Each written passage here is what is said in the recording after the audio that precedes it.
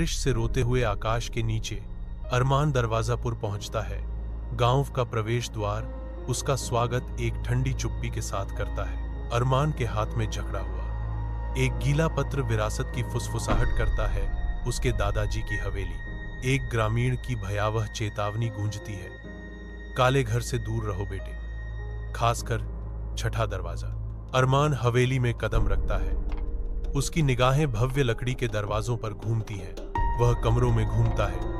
उसकी खोज उसे एक छठे दरवाजे तक ले जाती है जो बंद है। जैसे ही रात होती है, उसकी नाम की एक ठंडी फुसफुसाहट प्राचीन दीवारों के माध्यम से गूंजती है। छठा दरवाजा थोड़ा खुला है। हवेली के हृदय में अरमान को एक प्राचीन नोटबुक मिलती है जिसके पृष्ठ दरवाजों की चेतावनी फुसफुसाते हैं। नोटबुक की सख्त चेतावनियों के बावजूद अरमान के पहले दरवाजे को खोलने पर जिज्ञासा की जीत होती है। वह आतंक से पीछे हट जाता है। उसके हाथ अब राख से सने हुए हैं क्योंकि छायाएं भयावह चेहरों में विकृत हो जाती हैं। रात के आवरण में जैन नारायण गांव में हाथ में कैमरा लिए हुए पहुंचता है, जहां उसका स्वागत एक भयानक स्थिरता और डरावने खंडहरों से होता है। वह आगे बढ़ता है। उसका कैमरा उजाड़ परिदृश्य को कैद करता है। प्रत्येक फ्रेम उजाड़ की अनकही कहानियों के साथ गूंजता है। गांव के हृदय में स्थित कुएं पर पहुंचकर जैन का उत्साह उमड़ पड़ता है क्योंकि वह भयानक दृश्य को रिकॉर्ड करना जारी रखता है। जैसे ही घड़ी में रात के 11,049 बजते हैं, जैन पुराने झोपड़े में डेरा डालता है। उसे उस आतंक का अंदाजा नहीं है जो खुलने वाला है। एक भयावह चीख रात को चीर देती है। बाहर कुएं से उठती है। जैन के भीतर डर और जिज्ञासा के बीच एक लड़ाई को प्रज्वलित करती है।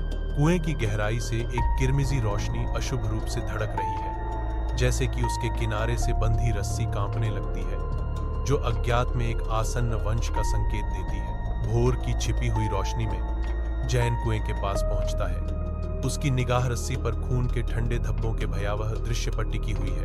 वह झुकता है, अंधेरे की गहराई में झांकता है, मौन रसातल में उत्तरों की तलाश करता है। कुएं से एक डरावनी फुसफुसाहट गूंजती है जो उसका नाम पुकारती है, जैन। अरीब विश्वविद्यालय के छात्रावास में पहुंचता है।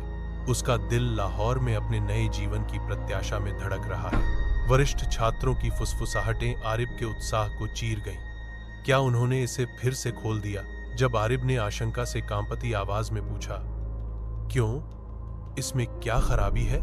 सुबह 3:13 बजे ARIB एक बर्फीले ठंडे कमरे में जागता है। एक धीमी नपी तुली दस्तक शुरू होती है, जैसे लकड़ी पर नाखून जो ARIB की निगाह को कोठरी की ओर खींचती है। अलमारी के अंदर पिछली दीवार पर खुदा हुआ एक भयावह संदेश, इसे बाहर मत निकलने दो। 3:30 पूर्वाह्न। फिर से ठंड में पसीने से अचानक जागना। अलमारी का दरवाजा थोड़ा खुला है जो अंधेरे को उजागर करता है, जबकि एक नया असंभव दरवाजा पीछे बनता है। एक सड़ा हुआ लकड़ी का दरवाजा जिसमें जंग लगे हुए कब्जे हैं। सड़ती हुई लकड़ी के पीछे से एक लड़की की आवाज खामोशी को चीरती है जो निराशाजनक दुख से भरी है, कृपया मुझे यहां मत छोड़ो।